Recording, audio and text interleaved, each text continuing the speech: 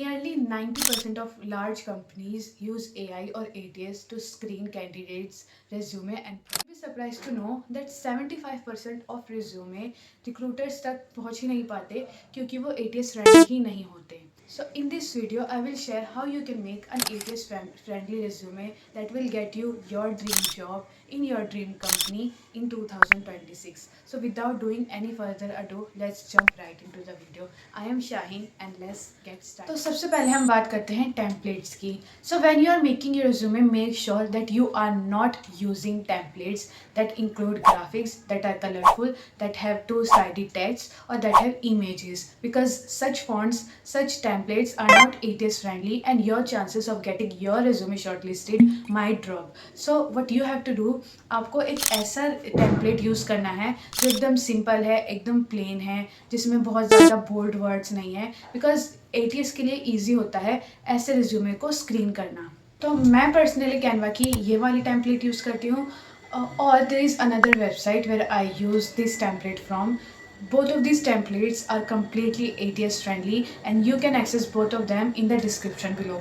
Now let's move on to the next section which is the heading.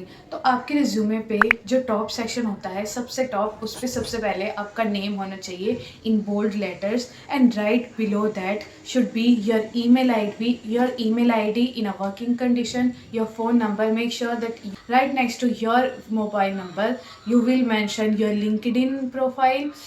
So now that we are done with the heading part, let's move on to another section which is professional summary.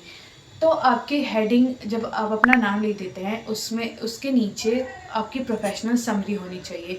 आपकी professional summary reflect करनी चाहिए आप किस type के person हो, आपकी education क्या है, आपका एक्सपीरियंस क्या है, और through out your experience what you have done. अब क्योंकि ये वीडियो फ्रेशर फ्रेंडली है तो मैं एक्सपीरियंस की ज़्यादा बात करने वाली नहीं हूँ.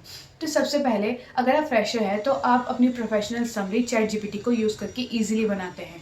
आपको क्या करना है, आपको जो जॉब डिस्क्रिप्शन है उसको कॉपी करके चैट जीपीटी में पेस्ट करना है और कुछ ये वाली प्रॉम्प्ट यूज़ करनी है. मैं पर्सनली यही प्रॉम्प्ट यूज़ करती हूँ and at the end of this prompt make sure कि आप ये वाली प्रॉम्प्ट, ये लाइन ज़रूर ऐड करेंगे.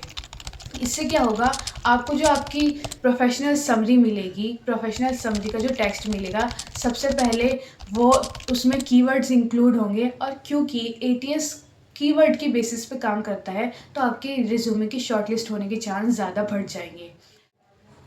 आपकी प्रोफेशनल समरी 3 या 4 सेंटेंस से ना तो ज़्यादा होनी चाहिए ना ही कम होनी चाहिए, बिकॉज रिक्रूटर्स के पास इतना टाइम नहीं होता कि वो आपकी पूरी की पूरी प्रोफेशनल समरी को ऊपर से लेकर नीचे तक पढ़े. ठीक है, हमने अपनी प्रोफेशनल समरी बना ली है तो हम बात करते हैं अपने नेक्स्ट सेक्शन की. Now right below your professional summary you will add your experience. जब आप अपना एक्सपीरियंस लिख रहे हो तो आपको बहुत ही ज़्यादा स्पेसिफिक होना है. आपको कुछ भी जेनेरिक नहीं लिखना. आपको अपने एक्सपीरियंस के बारे में और जो आप इम्पैक्ट लेकर आए हो उसके बारे में बहुत ही स्पेसिफिकली लिखना है. आपको ये नहीं लिखना I generated leads, I booked meetings. आपको ये लिखना है I generated 4 leads in a day and ensured 4 conducted meetings on the same day. इससे आपको जो एक्सपीरियंस है वो एक मेजरेबल फैक्टर्स के पर्सपेक्टिव से दिखेगा ना. अगर आप फ्रेशर हैं तो आप, क्योंकि आपके पास एक्सपीरियंस नहीं है, आप अपनी अचीवमेंट्स ऐड कर सकते हैं. आप, अगर आपने कोई इंटर्नशिप की है, आप उसके बारे में मेंशन कर सकते हैं. अपने एक्सपीरियंस के राइट नीचे आप नेक्स्ट सेक्शन में अपनी एजुकेशन डालेंगे.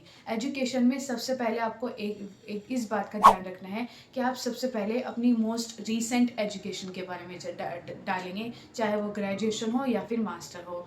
And below that you can add your education accordingly. While mentioning your education, you also have to write about the year when you graduated and also about the university from which you graduated or completed your master. अब हमारा resume काफ़ी हद तक complete हो चुका है. अब हम आते हैं नेक्स्ट पार्ट पे. अब फॉर एग्जांपल हम रेज्यूमे बना रहे हैं एक कस्टमर सपोर्ट एग्जीक्यूटिव का.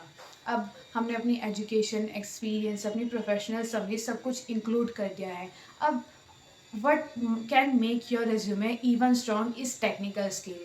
अब even though your role is not technical in this case, तो अगर आप एक सेल्स एग्जीक्यूटिव या कस्टमर सपोर्ट के लिए जॉब के लिए अप्लाई कर रहे हैं, फिर भी आप टेक्निकल स्किल मेंशन कर सकते हैं. So you can mention you are proficient in CRM tools like Zoho, Salesforce. In the last section, you can mention language proficiency if you have any, or any course that you have done previously. This will also help you make a good impression on the recruiter. So if this video helped you in some way, make sure that you subscribe to my channel and like this video.